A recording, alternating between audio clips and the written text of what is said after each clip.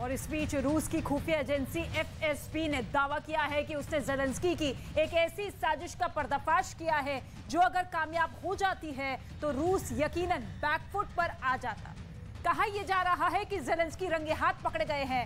FSB का यह भी दावा अगर सच है तो यकीन मानिए कि नाटो और अमेरिका भी मानेगा कि ज़ेलेंस्की ने बड़ा स्कैंडल किया है।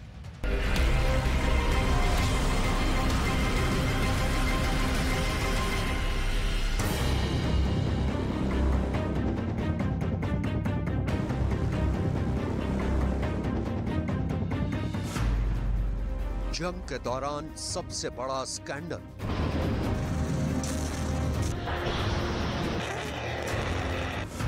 न्यूक्लियर बॉम्बर हाईजैक करने की साजिश।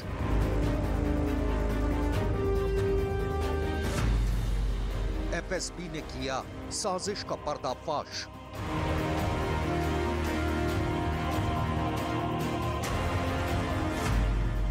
ज़ेलेंस्की का रिश्वत कांड।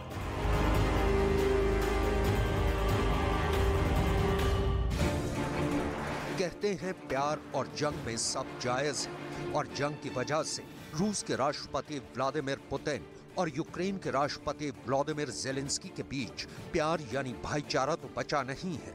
लिहाजा जंग जीतने के लिए दोनों साम दाम दंड भेद यानी हर तरीका अख्तियार कर रहे हैं। रूस और यूक्रेन के बीच पिछले 1 साल से जारी जंग के दौरान रूस की खुफिया एजेंसी एफएसबी यानी फेडरल सिक्योरिटी ब्यूरो ने यूक्रेन के एक बड़े स्कैंडल का पर्दाफाश करने का दावा किया है। और अगर एफएसबी का ये दावा सच है तो यकीनन जंग के दौरान अब तक इससे बड़ा स्कैंडल खुला नहीं है। इतना ही नहीं, एफएसबी के इस दावे का सीधा मतलब ये है कि रूस ने यूक्रेन के राष्ट्रपति ज़ेलेंस्की पर एक बड़ा संगीन आरोप लगाया है। आरोप रूस के पायलटों को रिश्वत देने का।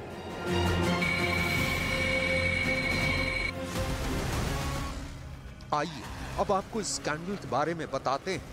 एफएसबी के मुताबिक दरअसल दिसंबर 2022 में रूस के एक न्यूक्लियर बॉम्बर व्हाइट स्वान यानी TU-160 को उड़ाने वाले एक इंजीनियर के अमेरिका भाग जाने के बाद रूस की खुफिया एजेंसी एफएसबी बड़ी चौकन्नी हो गई थी।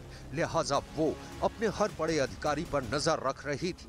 इसी दौरान उनके हाथ एक पायलट लगा जो अपने फाइटर जेट के साथ यूक्रेन भागने की तैयारी कर रहा था। एफएसबी का दावा है कि यूक्रेन के जासूस रूसी पायलटों को उनके फाइटर जेट के साथ यूक्रेन आने का लालच दे रहे थे और इसके लिए उन्होंने बाकायदा एक रेड कार्ड भी फिक्स किया हुआ था। SU-34 के लिए $1 मिलियन यानी 8 करोड़ 22 लाख रुपए, SU-24 के लिए $1 मिलियन यानी 8 करोड़ 22 लाख रुपए, TU-22 के लिए $2 मिलियन यानी करीब 16.5 करोड़ रुपए।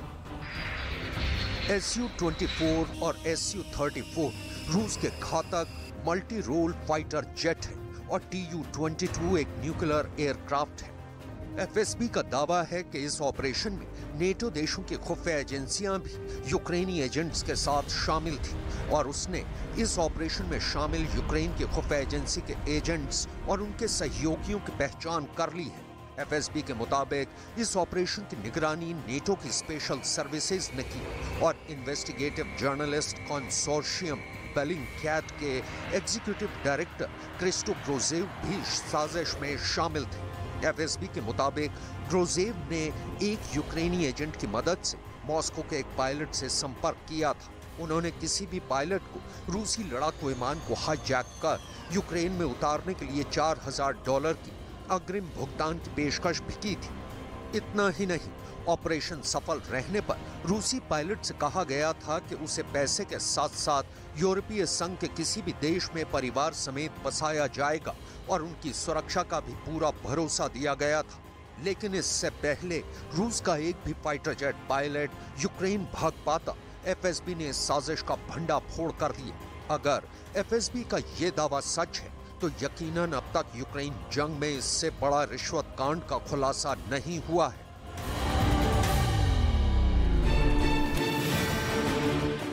एफएसबी ने राष्ट्रपति ज़ेलेंस्की के रिश्वत कांड का खुलासा तो कर दिया, लेकिन उसने ये नहीं बताया कि राष्ट्रपति पुतिन ने डॉनबास की जंग में अपना एक ऐसा घातक हथियार उतार दिया है जो अपने एक वार से दुश्मन को जलाकर खाक कर सकता है, और इस हथियार का नाम है TOS-1A flame thrower missile system. इससे पहले हम आपको ये बताएं कि TOS-1A flame thrower missile system कितना खतरनाक है। आप खुद आग बरसाते इस हथियार की तस्वीरें देख लीजिए। इन तस्वीरों को देखने के बाद आपको खुद समझ आ जाएगा कि ये हथियार कितना घातक है। TOS-1A को फ्लेम थ्रोअर इसलिए कहा जाता है क्योंकि ये हथियार थर्मोबैरिक वॉरहेड मिसाइलें दागने में सक्षम है। थर्मोबैरिक मिसाइल जहां फटती है वहां हवा से ऑक्सीजन सोख लेती है। इसे एरोसोल बम या वैक्यूम बम भी कहा जाता है। हैरानी तो इस बात की है कि रूस के रक्षा मंत्रालय ने खुद एक वीडियो के जरिए पूरी दुनिया को यह बताया कि उसने डॉनबास की जंग में अपने TOS-1A flame thrower missile system को उतार दिया है।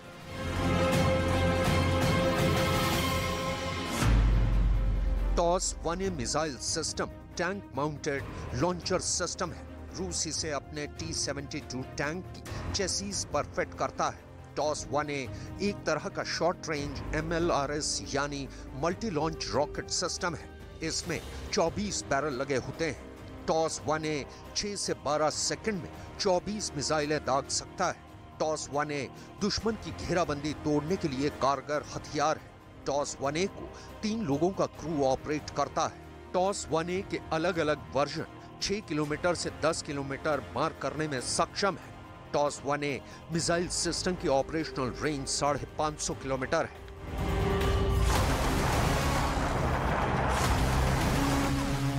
रूस ने पहली बार अपने इस हथियार का इस्तेमाल चेचन वॉर के दौरान किया था। रूस के रक्षा मंत्रालय के दावे के बाद ये बात तो तय है कि राष्ट्रपति पुतिन जल्द से जल्द पूरे डॉनबास पर अपना कब्जा कर लेना चाहते हैं। लिहाजा वो अपने हथियारों के जखीरे में रखे हर उस हथियार का इस्तेमाल कर रहे हैं जिन्हें अब तक उन्होंने रिजर्व में रखा हुआ था। मतलब साफ है कि राष्ट्रपति ज़ेलेंस्की की ही तरह राष्ट्रपति पुतिन भी जंग जीतने के लिए साम दाम दंड भेद यानी हर हथकंडा अख्तियार कर रहे हैं।